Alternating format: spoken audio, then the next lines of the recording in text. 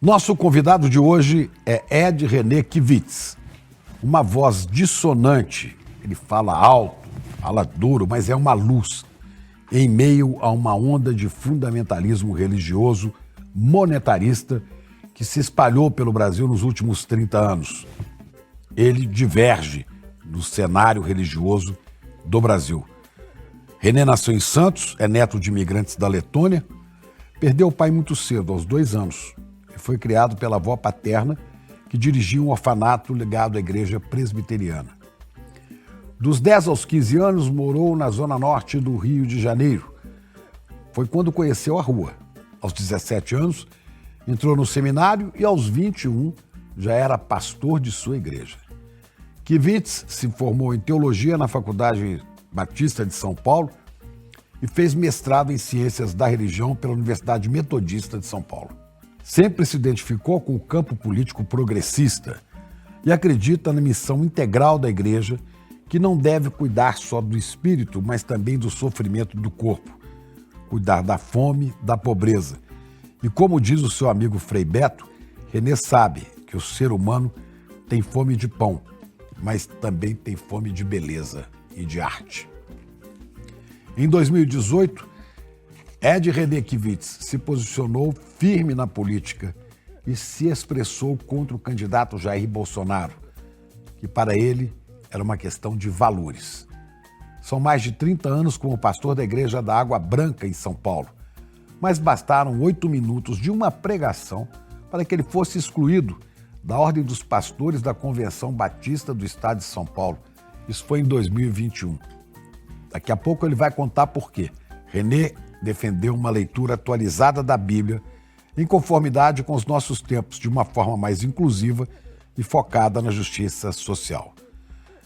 Ele escreveu muitos livros em que se aborda a fé, a espiritualidade cristã contemporânea, o sentido da vida e os desafios da igreja atual. Os livros saíram pela editora Mundo Cristão: Vivendo com Propósitos, Outra Espiritualidade, O Livro Mais Mal-Humorado da Bíblia e Talmidim. São os 4 livros que ele publicou. Para ele, o Brasil está cada vez mais evangélico, mas não necessariamente mais próximo do Evangelho de Jesus. René Kivitz é contra o aborto, mas também é contra criminalizar a mulher que aborta. Para ele, o pior pecado é aquele que resulta na mentira e na falsidade. Ele prega que Deus espera de nós autenticidade.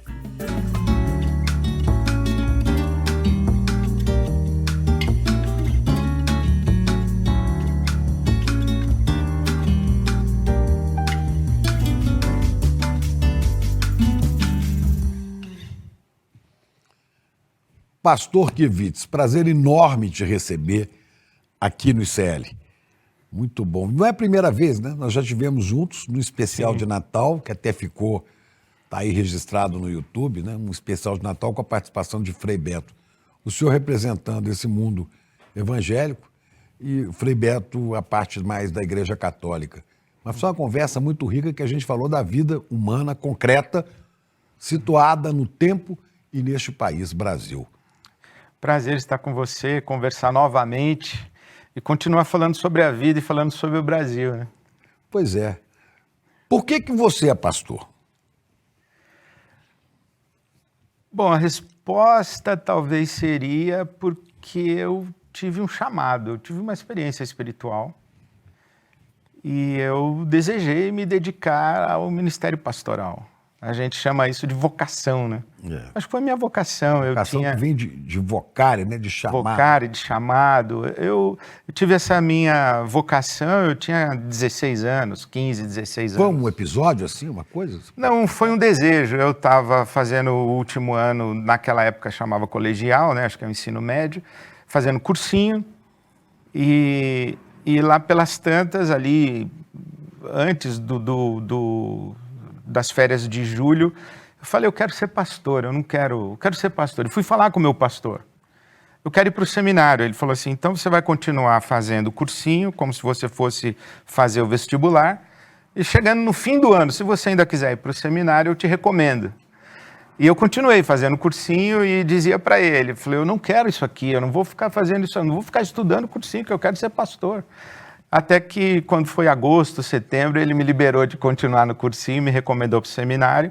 Com 17 anos eu fui para o seminário, então é uma vocação bem precoce, né? E desde criança já frequentava a Igreja Batista? Sim, minha avó paterna, né, era organista, pianista da Igreja Batista que ela frequentava, e eu frequentava, eu me lembro, 3, 4 anos de idade, indo para a igreja acompanhar o ensaio do coral da Igreja Batista, ela tocando e eu brincando com carrinho, com lápis de cor e papel ali, enquanto minha avó era pianista do coral. Então eu cresci dentro de uma Igreja Batista praticamente, né? Pastor, o senhor é uma pessoa muito conhecida, principalmente na internet, no YouTube, no Instagram, no TikTok, né? Muito conhecido, tem milhares, milhões de seguidores. E, no entanto, está fora dessa, vamos dizer assim, dessa linha de igreja pentecostal, né, que eu chamei aqui de fundamentalista monetarista. Sim. Né? Jesus é o caminho, mas o pastor é o pedágio, não é o seu caso, né? A minha tradição é batista, né? Eu sou pastor de uma igreja batista. A Igreja Batista é uma organização, primeiro que toda a Igreja Batista é autônoma, o governo é democrático, congregacional.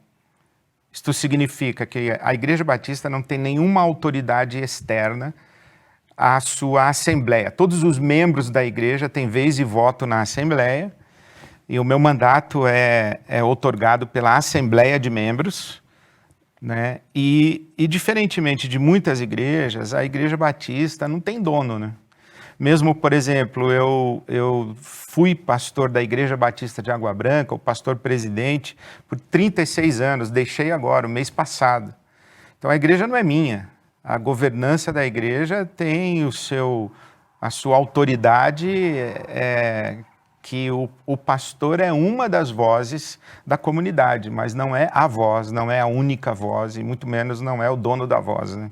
E não há uma orientação, né, assim, dogmática de uma liderança, porque todos têm a mesma, ou pelo menos a mesma tendência, né?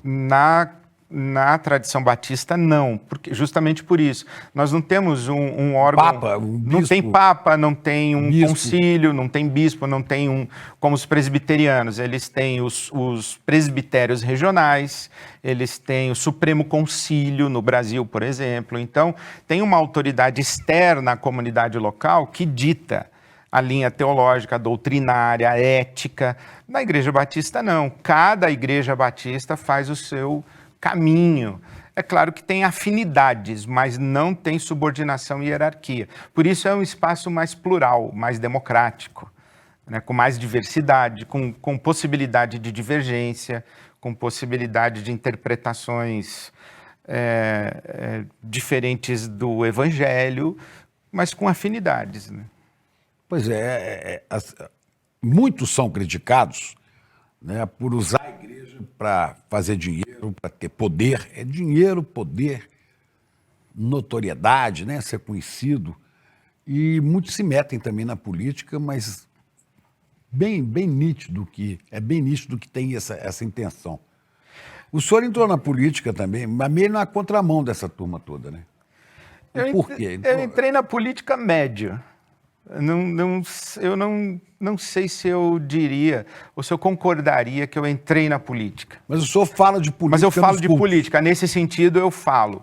Nos cultos também mais ou menos. É muito interessante essa discussão aí, Chico, porque muitos pastores evangélicos hoje no Brasil, eles são mais atores políticos do que líderes religiosos.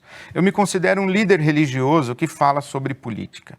Eu me considero um líder religioso que faz uma leitura da sua sociedade, do seu país, e que interfere no debate público a partir do meu lugar. Eu preservo a minha ótica de leitura crítica da sociedade, de contribuição para o debate público a partir da minha pauta de valores como líder religioso. Então, eu não sou um cientista político, não sou um ativista político, não sou sociólogo, não sou Mas é uma jurista, pessoa que estuda a mas eu falo sobre política. Eu tento iluminar a minha vida em sociedade, porque a religião e a igreja, a experiência religiosa não é uma coisa à parte da sociedade.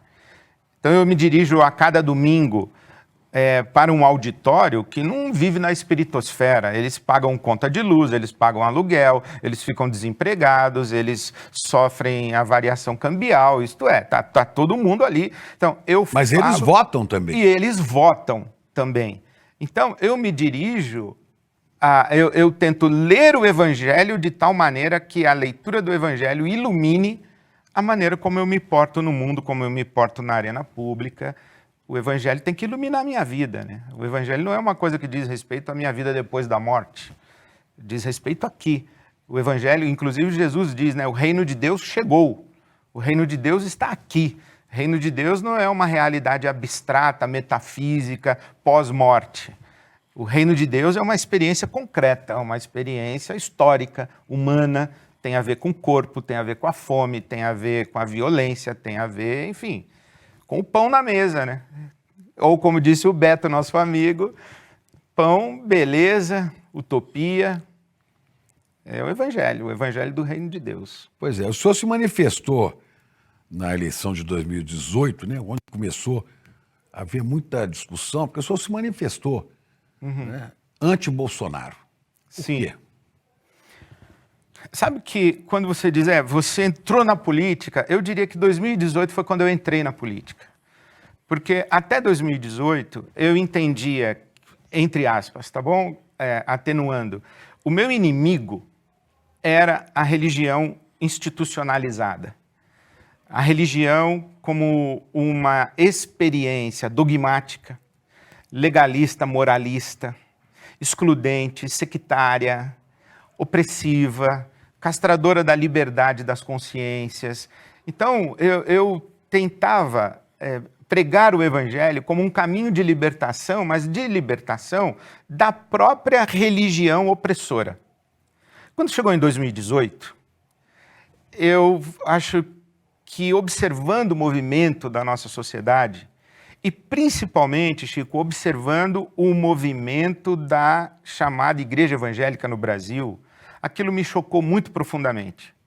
Eu digo que a notícia do ministro da Cultura no Chile, que foi nomeado num dia, no outro dia fez um discurso atenuando a ditadura chilena e no outro dia foi exonerado da função.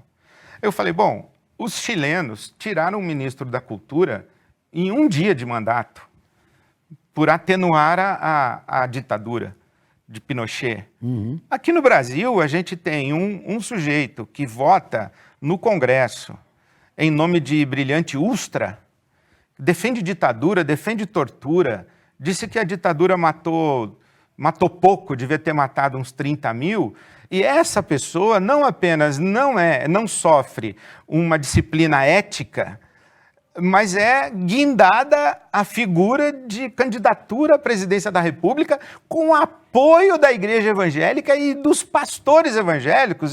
Eu fiquei indignado com aquilo. Então, inclusive, eu disse assim, olha... O senhor chegou a falar isso no culto? Falei no púlpito, eu falei, olha, vocês querem uma alternativa ao PT? Vota no Amoedo, vota na Marina... Vota no qualquer um, menos nesse cara, porque ele deveria estar fora do que seria considerável ou aceitável no debate público. Para mim é muito simples, mas parece que não.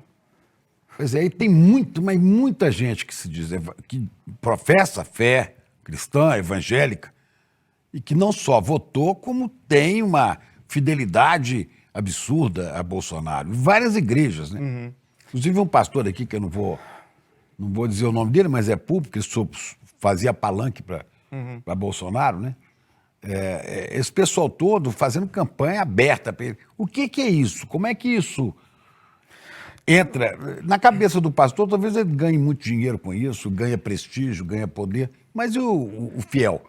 Eu acho que tem uma relação rasteira com esse conluio aí, entre o altar e o trono, digamos assim. Que é isso, é interesse financeiro, é sabido que muitos pastores e suas respectivas igrejas têm milhões de dívidas com o governo e etc. Então, mas eu acho que isso aí é um nível muito superficial. Tem interesse tem meio de comunicação? Interesse de comunicação e de poder e etc. Eu acho que tem um segundo nível, que é uma ingenuidade e, na minha opinião, inclusive, uma perversão do espírito da evangelização, acreditar que o amálgama com um braço de Estado ou de governo favoreceria a evangelização do país. Então, os religiosos usam os políticos com interesses religiosos e os políticos usam os religiosos com interesses políticos. Mas eu também acho que é um segundo nível, um pouquinho mais baixo. Mas eu tenho uma intuição. Se a gente pegar a psicologia de massa e tentar fazer uma análise, vamos fazer uma leitura de psicologia de massa, eu acho que existe na comunidade evangélica um certo ressentimento histórico em relação ao catolicismo. O Brasil é um país católico, desde sempre, e à medida em que a comunidade evangélica, que era, num primeiro momento, perseguida, num outro momento invisibilizada, num outro momento ridicularizada, e assim por diante, ela, à medida em que foi crescendo numericamente, crescendo em influência política, crescendo economicamente. Quando essa igreja evangélica, essa massa evangélica, deixou de ser traço e ela se tornou uma força capaz de determinar rumo de eleição, de constituir uma bancada no Congresso que é representativa e que tem força de negociação nesse maldito presidencialismo de coalizão, quando a igreja evangélica se percebeu forte, ela disse, bom, agora é a nossa vez. Sempre foi a igreja católica, agora Sempre foi a igreja católica, agora é a nossa vez. E eu penso que determinadas lideranças acreditaram nisso. Agora é a nossa vez. E encontraram no Bolsonaro uma figura que ou leu, ou alguém leu, o que eu acho mais provável, e ofereceu o Bolsonaro dizendo, olha, vocês não querem agora governar? Está aqui o boneco que vocês vão usar para governar. E um pastor apresentava, esse que eu falava aqui, citando a Bíblia, né? Uhum. E Deus escolheu coisas vis, as coisas desprezíveis. As coisas fracas e desprezíveis para humilhar as fortes, para que a glória seja de Deus e não do instrumento usado. E o Jair de cabeça baixa, ouvindo e falando assim, estou ganhando multidões, sendo apresentado como um dessa sujeito... maneira aí. Né, como um sujeito vil, idiota, desprezível e tudo mais. Né? Então eu acho que existe no imaginário das lideranças evangélicas essa ideia de que um Estado aparelhado e um governo associado a uma representatividade religiosa pode favorecer a evangelização do Brasil, o que eu acho uma grande tolice desde Constantino que esse negócio não funciona. Eu digo, Chico, o seguinte, que é inimaginável Jesus Cristo chamando seus discípulos, os apóstolos, dizendo, pessoal, é o seguinte, nós temos que conquistar o Senado romano e fazer com que um de nós se torne imperador. Nós vimos o que aconteceu quando um cristão, com aspas ou sem aspas, se tornou imperador. Desde Constantino, o movimento de Jesus deixou de ser um movimento de Jesus e passou a ser um movimento constantiniano. Porque Constantino fez tudo o que Jesus mandou não fazer. Ele refez tudo que Jesus dissolveu. Né? E hoje, o movimento cristão... Foi no governo de Constantino que a igreja se torna a religião oficial do Império, ou pelo menos os primeiros passos. É com Teodósio que vem o Edito de Milão, que transforma o cristianismo a religião oficial do Império. Mas é Constantino quem se converte e começa a usar a presença dos cristãos no Império Romano para estender as fronteiras e os limites do seu império. Agora veja o seguinte, o sujeito tem um bispo lá na ponta, nomeado pelo imperador. O bispo é homem de confiança de Deus ou é homem de confiança do imperador? Ele está lá para defender os interesses do reino de Deus ou os interesses do império? Essa é a pergunta que fica. Porque se é para defender os interesses do reino de Deus, ele tem que se levantar contra o império. Mas se ele foi colocado pelo imperador, ele tem que defender o imperador. Quem colocou esses pastores e essa mentalidade aqui no Brasil, fundamentalista, principalmente os pentecostais, né? Foi o Império? Foram os Estados Unidos da América? Foi a CIA? Isso é uma estratégia pensada? Vamos ocupar o Brasil e sufocar movimentos religiosos que são libertadores, como a teologia da libertação? Eu não tenho dúvida, porque existem documentos históricos que demonstram um movimento explícito, principalmente no período de João Paulo II, fazendo o abafamento da teologia da libertação na América Latina e no Brasil, com Oscar Romero, Ernesto Cardenal, Leonardo Boff, Dom Helder Câmara, Casaldáliga. Os bispos progressistas foram todos deslocados para a periferia do Brasil, num acordo feito entre o papado de João Paulo II para a abertura do leste europeu, quer dizer, com o Departamento de Estado.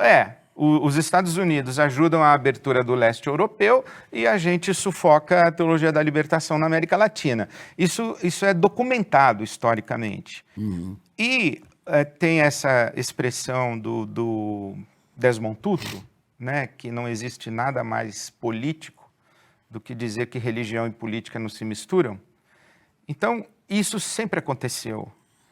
Essa mistura de influência geopolítica a partir da religião não é uma novidade. O que é novidade é a Igreja Evangélica no Brasil se tornar um player nesse jogo. Porque até então, no Brasil, foi o catolicismo, para bem e para mal.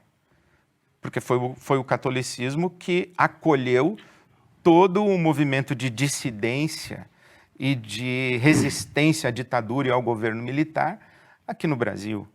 Na mesma época em que as denominações protestantes evangélicas eram totalmente solidárias e subservientes ao governo militar, à ditadura militar. Mesmo esse setor da teologia da libertação, que cresceu muito no Brasil, e tinha vários bispos que defendiam esses padres, essas comunidades eclesiais de base, né? Mesmo assim, a maioria dos católicos brasileiros, a maioria não era adepta da teologia da libertação, era mais conservadora, né? O Brasil é um país conservador. Sim, moralmente conservador, teologicamente conservador, doutrinariamente conservador. Do mesmo jeito que a extrema-direita, né, entrou no Brasil para apagar a teologia da libertação, a extrema-direita já tendo ajuda de João Paulo II, os evangélicos também, que botavam a cabeça para fora, eram cortados, né? Ou não havia pastores e... Havia. Muitos evangélicos foram denunciados para o doicode pelos seus pastores. Muitas lideranças de corpo docente dos seminários protestantes foram dispensadas e entregues à ditadura pelas lideranças religiosas das denominações históricas. Havia naquela época pastores que faziam oposição à ditadura? Sim, eu sei que havia, por exemplo, o pastor Rubem Alves. É isso que eu ia falar. Rubem Alves é talvez o maior exemplo da época. A tese de doutoramento de Rubem Alves, publicada em 1969, deveria ter sido publicada como Da Libertação, mas o tempo não era propício, então o título foi Da Esperança. Somente depois foi feita uma nova edição com o título correto, Da Libertação. E o Rubem Alves, ele se desliga da igreja presbiteriana com uma carta muito bonita, profética, como a gente diz, denunciando os desmandos e o desvio da Igreja Presbiteriana no Brasil. Entre os batistas não foi diferente. Aqui em São Paulo havia também um pastor que estava sempre próximo a Dom Paulo, o cardeal, denunciando Jaime Wright, né? Jaime Wright, presbiteriano também. Né? Mas depois eles foram, vamos dizer assim, sofreram,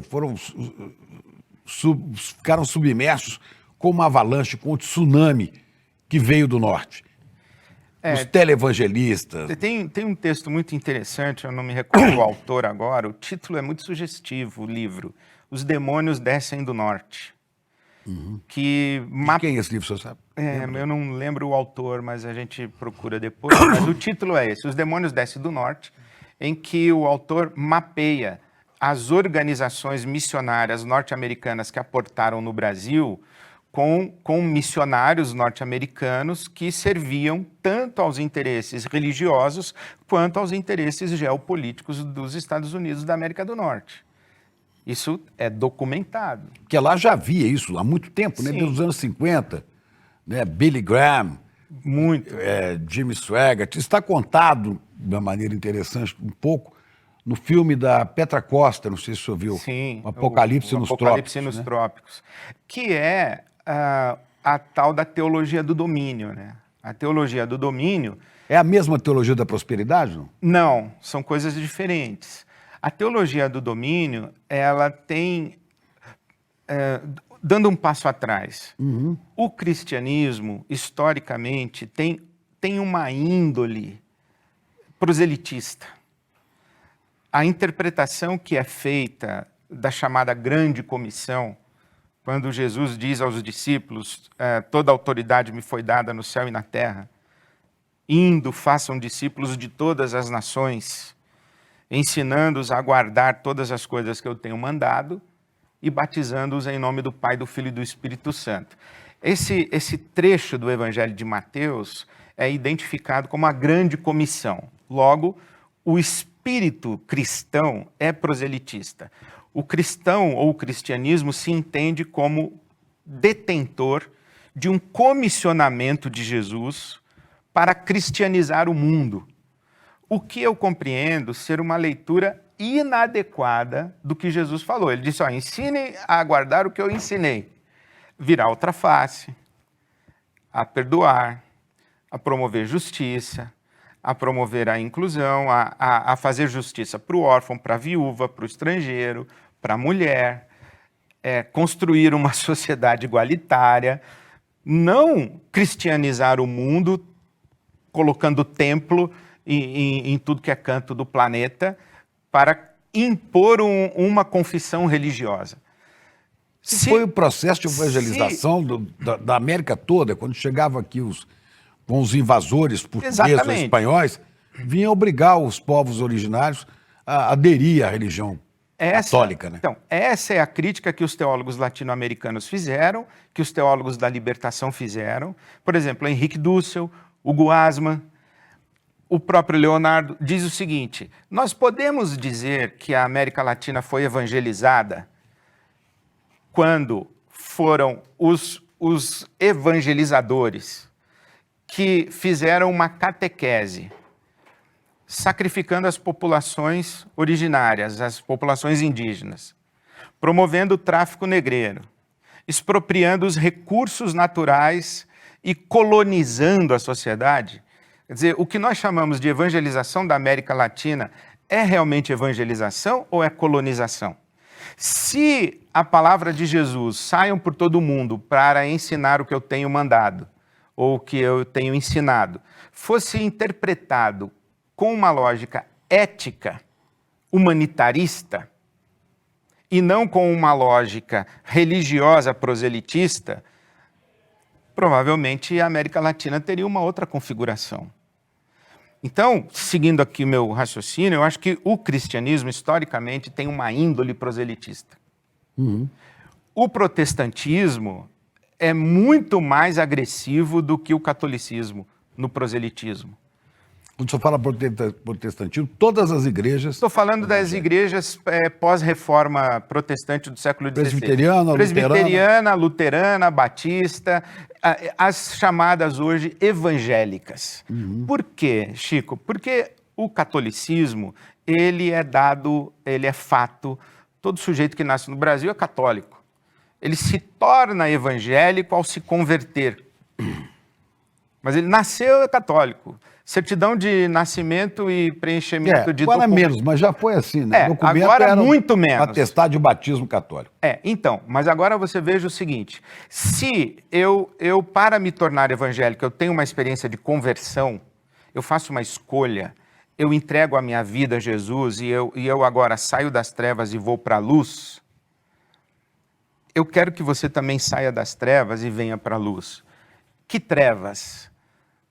As trevas de qualquer outra religião que não seja a minha, que não seja, inclusive não é nem o cristianismo, né? Porque na minha adolescência eu ouvia pregadores batistas renomados que viviam fazendo as conferências no Brasil todo e o grande currículo deles era: eu sou ex-padre e eu me converti. Então o próprio catolicismo era um ambiente... Era um campo missionário, eu tinha que ir lá converter o católico à verdadeira fé evangélica. Então, o movimento evangélico, ele é muito mais proselitista, ele é conversionista e ele entende que o Brasil será melhor quando for governado pelas pessoas que saíram das trevas e vieram para a luz. É óbvio isso. Então, esse fundamentalismo com pretensão de governo, é aí que está a lógica da teologia do domínio, que é nós, o povo de Deus, o povo da luz, nós, os eleitos de Deus, vamos governar para o bem de todos. Mas isso nunca deu certo em lugar nenhum do mundo. Pois é. E Jesus de Nazaré, se metia em política? Ele era um agente político, na sua opinião? Ele era não um agente político como nós estamos acostumados a tratar na questão do debate político eleitoral, eleitoreiro, não na com pretensão de assumir governo, correto? Com pretensão de assumir governo. Que a gente estava falando antes. Jesus não quis ser rei de Israel, Jesus não quis tomar o poder do Sinédrio, Jesus não quis disputar a eleição em Roma. Então, nesse sentido, ele não é um agente político. Agora, com certeza, a mensagem de Jesus é absolutamente política. Ele, inclusive, se dirige ao rei de Israel como raposa.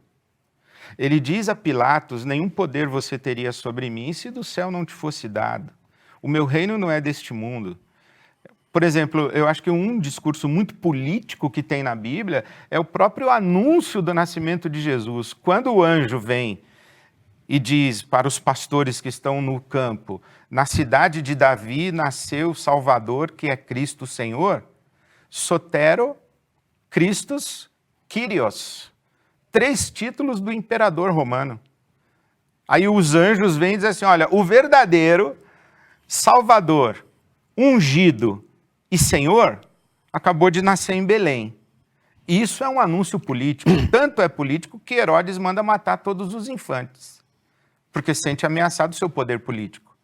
A ética do evangelho é uma ética alternativa.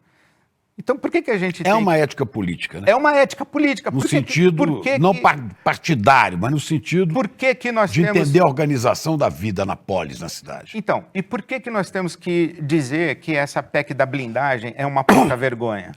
Era, né? Porque agora foi enterrada já, né? Por que a corrupção é algo que nós precisamos combater? Porque a corrupção mata. A corrupção, no fim da linha, é o pobre que morre. E isso é a ética do evangelho. Dizer que o pobre, a viúva, o estrangeiro, a criança, a população vulnerável ela tem prioridade para receber a proteção do conjunto da sociedade, Do Estado. Isso é ética do Evangelho. Por quê? Porque a ética do mundo que a gente conhece é uma ética darwinista, é uma ética de estratificação. Nós temos um país que é estruturalmente racista, um país que é estruturalmente machista, um país que é classista. É óbvio isso daí. Então, quando a gente diz, por que você é contra isso? Porque você é de esquerda? Não, porque eu sou cristão. Eu sou contra tudo isso porque eu sou cristão. Eu falo contra a homofobia, não é porque eu sou gaysista, é porque eu sou cristão. Eu não posso admitir que uma pessoa, que um casal homoafetivo andando de mãos dadas na Avenida Paulista seja agredido, sofra violência, seja assassinado. Porque tem uma orientação sexual. Porque tem uma orientação sexual ou uma identidade de gênero. Então, você é gaysista, você é esquerdista? Não, eu sou cristão. As pessoas não conseguem entender isso. Você é contra a tortura? Eu falo, claro que eu sou contra a tortura, porque eu sou cristão. Porque o seu fundador religioso, o Jesus, foi torturado. Porque foi um preso político, um assassinado por um império. E torturado. E torturado. É por isso. Né? É muito interessante essa ideia que Deus não faz acepção de pessoas. Sim, ele não faz acepção de pessoas, mas ele tem lado. O lado de Deus é sempre o lado da vítima. Tem um texto maravilhoso do Elie Wiesel, ele diz o seguinte, no campo de concentração tem 2 corpos pendurados numa forca, esquálidos, e alguém pergunta, onde está Deus? E outra voz responde, pendurado na forca. Deus está lá. As pessoas leem a Bíblia como se fosse um livrinho de história intocável. Elas leem a Bíblia com a mente ocidental cartesiana. Elas não entendem que a Bíblia, a história de Caim e Abel, de Adão e Eva, ela não foi escrita no dia seguinte que o Adão apareceu e que a Eva apareceu. A literatura bíblica, ela foi escrita provavelmente quando o povo de Israel estava vivendo o império na Babilônia, estava vivendo o cativeiro na Babilônia. A Bíblia foi escrita, a tradição bíblica foi consolidada depois que o povo de Israel teve contato com a Pérsia, com a Babilônia, com os povos daquela situação ali, e ofereceram ao mundo de então uma outra perspectiva ética, um outro paradigma de vida em sociedade. E já no primeiro fato fundante da tradição de Israel, se diz, olha, mesmo a vida de um assassino como de Caim tem que ser protegida. E já havia outras versões sobre a história do homem, sobre a terra, do ser humano. Né? Havia no Oriente, né? No budismo havia outra versão. Na Índia, várias, né? Várias. E códigos éticos dos povos antigos. Mas o que é importante a gente sublinhar é que a tradição de Israel traz uma ética muito evoluída, inclusive para o tempo da época, para aquela época. Por exemplo, pastor, mas na prática, por exemplo, não se aceita na tradição de Israel sacrifício de vidas humanas a uma divindade. Todos os povos faziam. Então, para que serve o mito de Abraão? Para ensinar que o Deus de Israel não aceita que se mate filho em sacrifício para ele. Mas por outros motivos pode matar, né? Aí que o pessoal vem dizer que pode, né? Como diziam os conquistadores, os invasores das Américas, né? Que matavam, porque os povos originários não têm alma. O índio exatamente. Não tem alma. Os indígenas, os negros não têm alma. E nem mulher, né? Tem alma. Isso é que pode abusar, pode matar, escravizar. Mas Jesus contou uma parábola. Que 2 homens foram ao templo orar. Um disse, graças te dou porque eu não sou como essa gentalha. Eu sou justo, eu sou correto, eu sou homem de bem. Homem de bem, opa! Né? Eu sou homem de bem. Então mate todo mundo aí, graças te dou porque eu não sou como essa gentalha. Já o outro que orou, não ousou levantar os olhos aos céus e disse, tem misericórdia de mim que sou pecador. Quer dizer, o grande problema da sociedade, Chico, é o justo. É o homem de bem.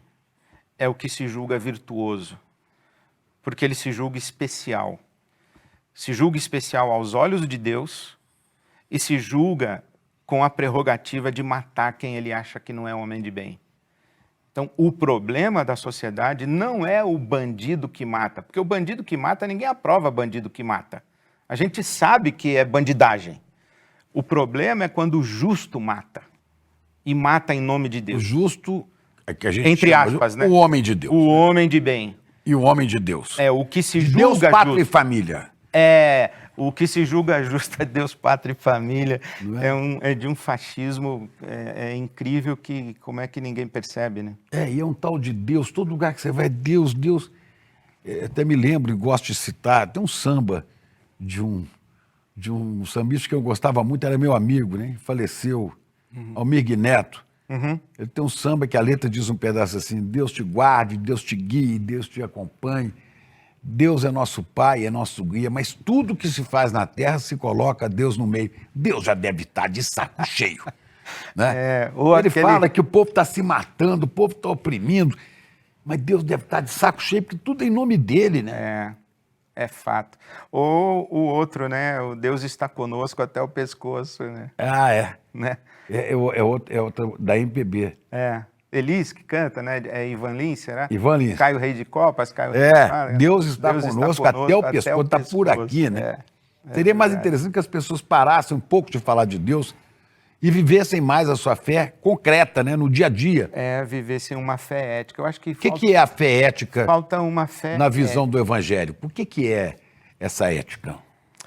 Olha, esse filósofo judeu, né, o Levinas, ele diz que a ética começa na face do outro. O outro é um sacramento. Quando, por exemplo, Jacó e Esaú... O que é um sacramento? É uma manifestação do sagrado. O outro porta o sagrado. Quando eu consigo enxergar isso, que a água é sagrada, ela tem um valor, ela não é somente líquido para matar a minha sede. Não, isso aqui é sagrado, isso aqui é vida. Então, quando o Levinas diz, olha, a ética começa na face do outro, é que na face do outro você contempla a manifestação do divino, que quando Jacó e Esaú se encontram, um diz para o outro, ver a tua face é como ver a face de Deus. Então, a ética, ela se constrói nas relações. Isso é muito bonito, porque na fé cristã, Deus é Pai, é Filho e Espírito Santo. É uma unidade de 3 pessoas. Por isso que se diz que Deus é amor. Amor é relacional. Diferentemente do Alá, que é um só, e diferentemente do Yahvé, que é um só, o Deus cristão é 3. É amor, é relação. Então, a fé, a espiritualidade ética é aquela que compreende a sacralidade do próximo, do outro, daquele que está diante de mim. Então, ao respeito imenso, deve ter um respeito imenso à outra pessoa. Né? Exatamente, como uma realidade inviolável, intocável. Eu não posso abusar, eu não posso agredir, eu não posso usar, eu não posso matar, porque é portadora do divino. Onde foi que Deus colocou a sua imagem? Não colocou num templo, não colocou num totem, colocou no ser humano. É isso que a tradição bíblica diz. O ser humano é criado à imagem e semelhança de Deus. Né? Matar um ser humano é cometer uma ofensa a Deus. A gente não fala assim, eu vou cuspir na bandeira. A bandeira é símbolo. E cuspir na bandeira é cuspir na realidade simbolizada. Agredir um ser humano é agredir a realidade que ele simboliza, que é o próprio divino. Então, uma espiritualidade ética, ela é uma espiritualidade de respeito nas relações. E o que a gente tem? E não quer, só interromper um pouquinho, porque não quer dizer, quando o senhor falou, não, aqui no cristianismo, Deus é trino, são 3. Né? No judaísmo, Yahvé é um só, o Maomé, para os muçulmanos, é um só. Isso não quer dizer absolutamente... Que eles não têm ética. Ou que eles sejam inferiores... Não. Ou a visão do divino que eles têm é inferior à que o cristão tem. Não, inclusive a própria Torá Diz isso, Torá que é judaica, que quem mata um ser humano fere a imagem de Deus. Então isso é judaico também. Tem toda uma questão de cultura. Tem toda uma questão de cultura.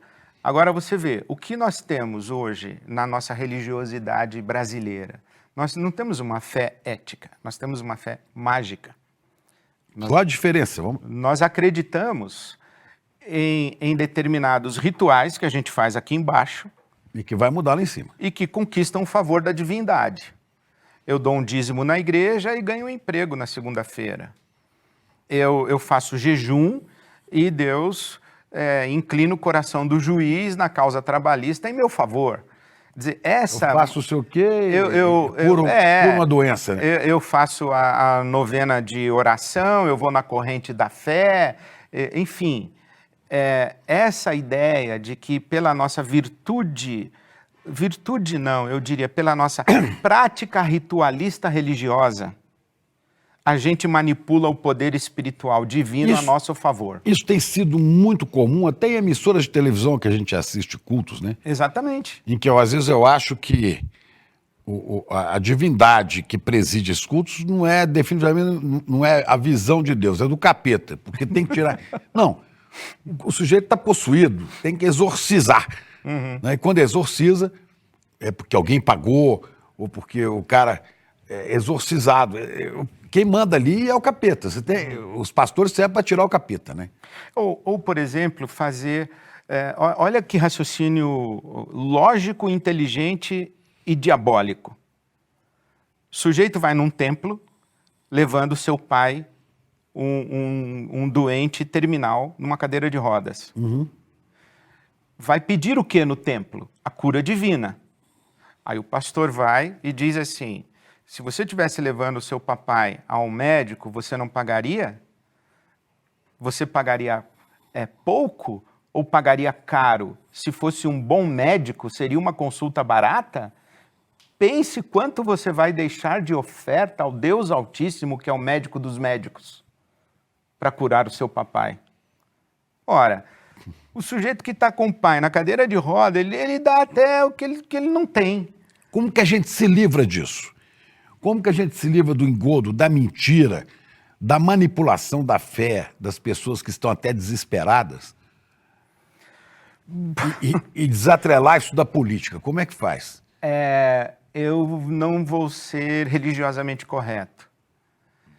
Eu acho não que... seja só o Ed René. Chico, a gente precisa ter uma sociedade construída com a espiritualidade ética. O que nós chamamos o Brasil? Um Estado democrático de direitos. Eu lembro que eu assisti uma vez na televisão uma senhora entrevistada na frente da igreja de São Judas das causas perdidas, e ela estava felicíssima que tinha conseguido marcar uma consulta no SUS. E eu pensei comigo, interessante, antigamente a pessoa ficava feliz por receber uma graça que era cura. Agora ela já está achando que é milagre marcar consulta. Né?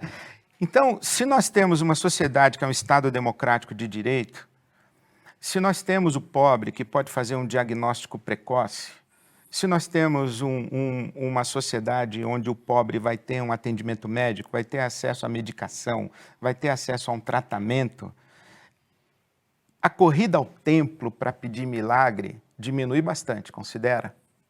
O que é que os críticos dizem?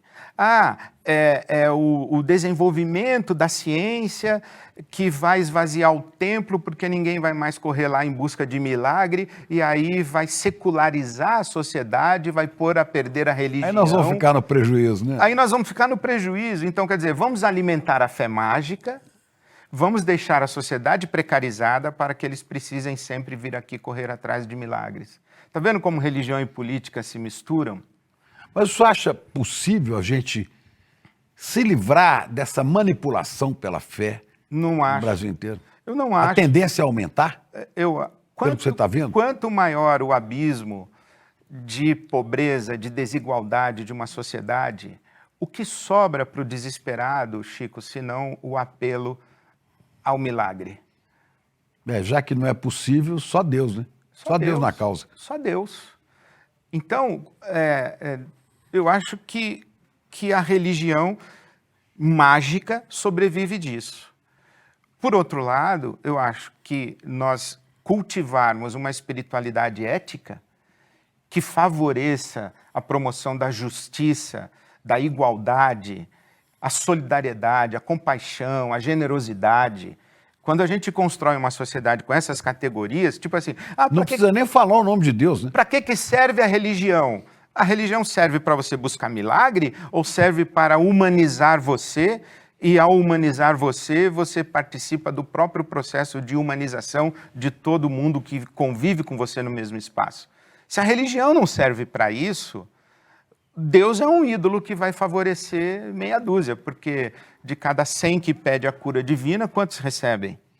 Quer dizer, a religião serve, na verdade, o que deve ser, ela serve para criar, né, um ambiente amoroso entre as pessoas, de compaixão, de cuidado. A essência da religião cristã é o amor ao próximo. Amar a Deus sobre todas as coisas, e Jesus disse, ame a Deus sobre todas as coisas, vezes, e ao próximo como eu amei você. E na sua visão de Deus, muitas vezes aquele que se diz ateu está muito mais próximo de Deus, do Deus que o senhor acredita, do que as outras pessoas, do que outras pessoas. Sabe que Jesus contou uma parábola também sobre isso. Ele disse que um pai tinha 2 filhos, e ele disse para os filhos, vão ao campo trabalhar na colheita. Um disse que ia e não foi. O outro disse que não ia e foi. Fazendo um paralelo, Deus disse, olha, cuidem do mundo. Um disse, deixa comigo, vou cuidar, e foi para a igreja. O outro disse, não vou para a igreja não, eu vou descobrir vacina, eu vou dar plantão no hospital, eu vou alfabetizar a criançada na periferia. Sabe, ele não foi para a igreja, mas ele foi. É nesse sentido. O religioso pode estar muito mais longe de Deus do que um não religioso que está próximo do sofrimento humano, porque é o que Jesus faria, né?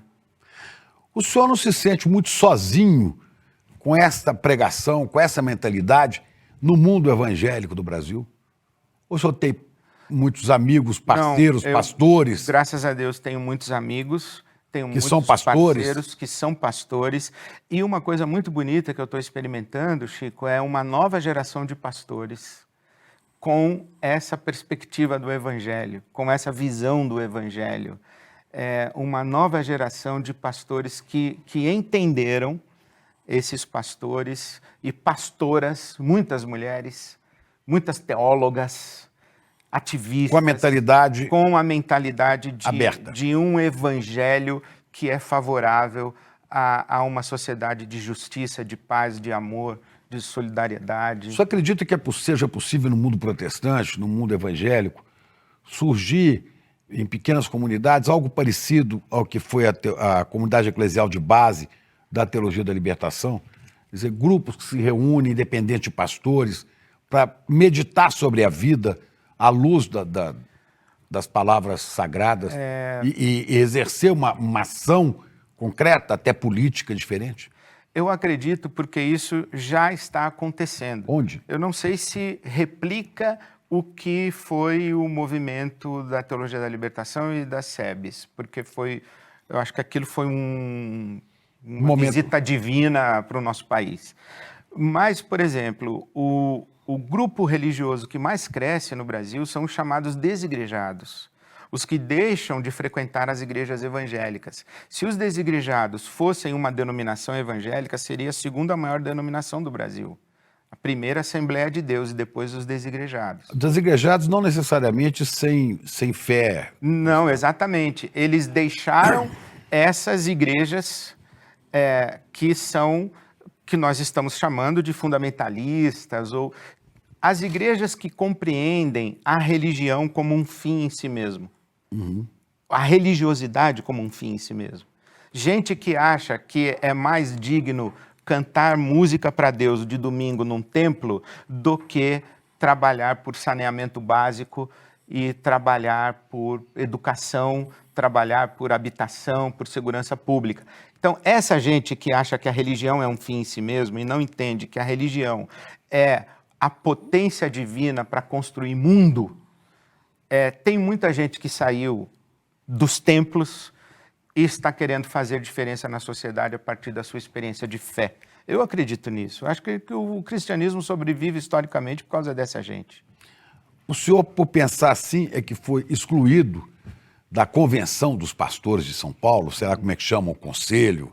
A Ordem dos Pastores Batistas do Brasil. Brasil, foi excluído dela. A Ordem dos Pastores Por quê? Batistas é semelhante ao OAB. OAB, Seção São Paulo, OAB, Sei. Seção... Essa e tal. Tá. Então eu fui disciplinado pela Seção São Paulo e fui excluído da Ordem dos Pastores Por quê? Batistas do Brasil. Concretamente, por esse comportamento, teve um fato? Não, eu acho que teve um fato que foi a gota d'água, que foi o meu sermão na época da pandemia, ainda estávamos em pandemia, quando eu disse que nós precisávamos atualizar a Bíblia. Né? Então, quando você elegantemente me apresentou, você disse que eu defendi uma leitura atualizada da Bíblia. Então, uma pessoa inteligente diz, o Ed está defendendo uma leitura atualizada da Bíblia. Os conservadores disseram, o Ed quer atualizar a Bíblia. Ele acha que ele é mais esperto do que Deus que escreveu a Bíblia. Ele quer corrigir a Bíblia, ele quer reescrever a Bíblia. Eu só queria que falassem de vacina na Bíblia, que não era possível. Exato, eu só queria que alguém entendesse que a Bíblia precisa de uma leitura compatível com o mundo que a gente vive. Né? Porque se a gente não faz uma leitura bíblica atualizada, se a gente não traz o capital de inteligência da Bíblia e aplica para o mundo de hoje, a gente reproduz o mundo bíblico. Então, por exemplo, na Bíblia Sagrada diz que a mulher tem que ficar calada, que a mulher não pode falar na igreja, a mulher tem que, tiver dúvida, pergunta em casa para o marido. Isso está na Bíblia. Está na Bíblia. A Bíblia diz que o escravo tem que obedecer ao seu senhor e servir ao seu senhor como se ele estivesse servindo a Cristo. Está na Bíblia. Então eu falei, olha, se a gente não faz uma leitura atualizada e não atualiza a Bíblia... mas essa leitura original, ela é muito interessante para quem está em cima. É claro. Para o machão, para o poderoso. Para o rico. Né? Uma sociedade estratificada, uma sociedade hierarquizada, ela reflete o tempo bíblico. Mas Jesus inaugurou as relações igualitárias. Jesus diz, olha, é todo mundo irmão, todo mundo irmã, e Deus acima e o resto é tudo igual.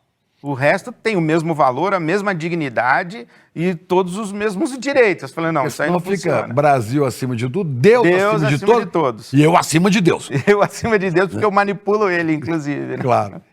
Exato.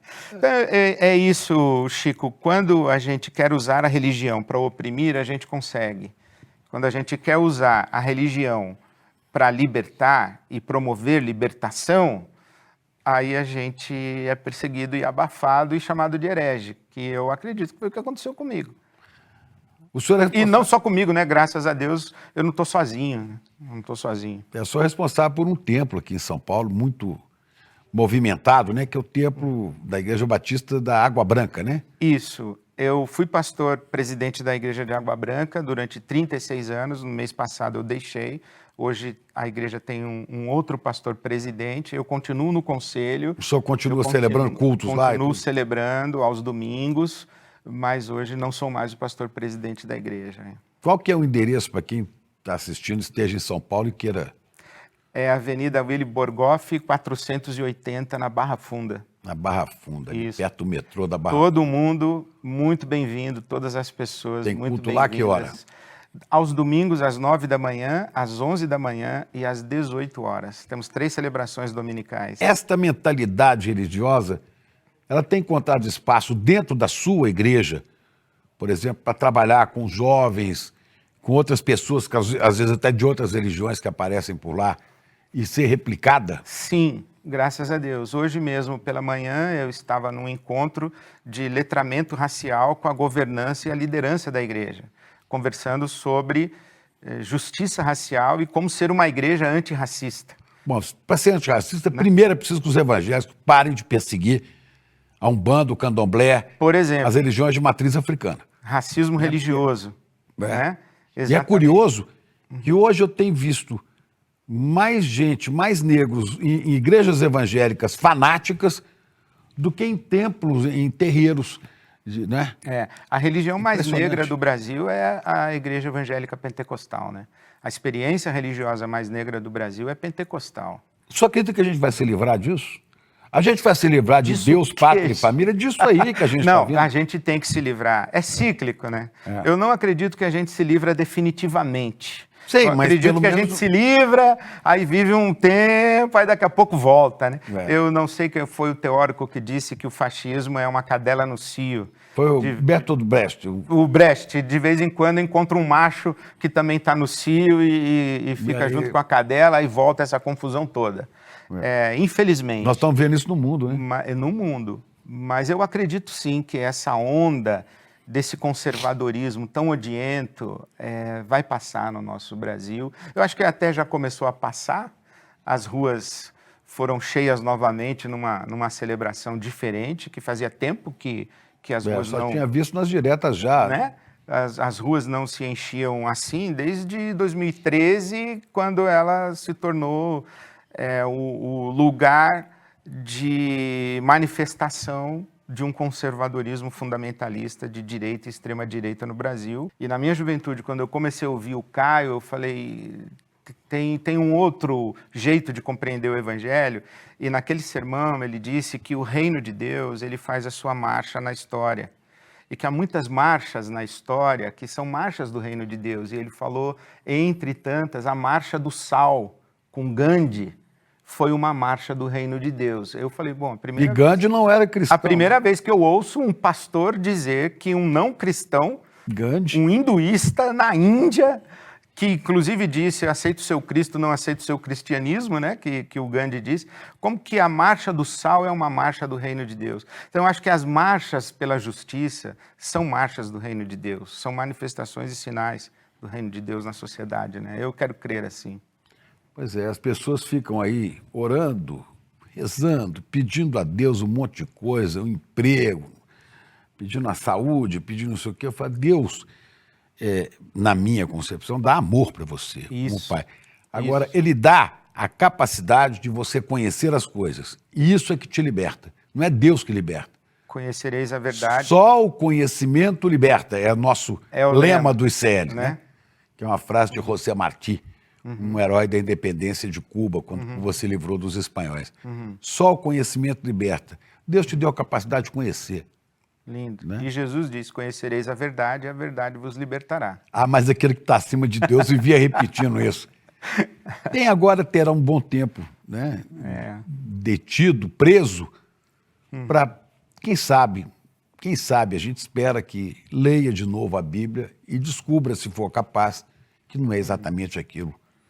E que venham dias melhores para o nosso Brasil e que a marcha pela justiça e pela paz social continue. Essa marcha do reino de Deus ganhe as ruas e os rincões do nosso país. Obrigado, querido pastor. Prazer estar com você. Muita gente diz que a esquerda falha em produzir novas lideranças no Brasil. Será que é verdade? Uns dizem que isso é culpa do Lula, que não gosta de dividir a atenção nem poder. Outros dizem que isso é culpa das lideranças de esquerda que perderam a sua coragem. Outros dizem que isso é falta de dinheiro que a direita tem de sobra para poder impulsionar as ideias dos novos líderes. E outros ainda dizem que isso é um problema dos meios de comunicação, que não dão espaço e não permitem que essas novas lideranças tenham a exposição que elas precisam para se destacar. Quem será que está com a verdade? Qual será que é o verdadeiro motivo para isso acontecer? Tudo isso é discutido no novo livro de Gessé Souza, um dos maiores intelectuais do nosso tempo, e que vai lançar esse livro com exclusividade, com uma aula sobre o seu conteúdo. Esse lançamento vai acontecer no dia 30 de outubro, às 8 horas da noite, ao vivo, aqui no ICL. Chame seus amigos e amigas para participar também. E se inscreva agora, para não perder essa chance.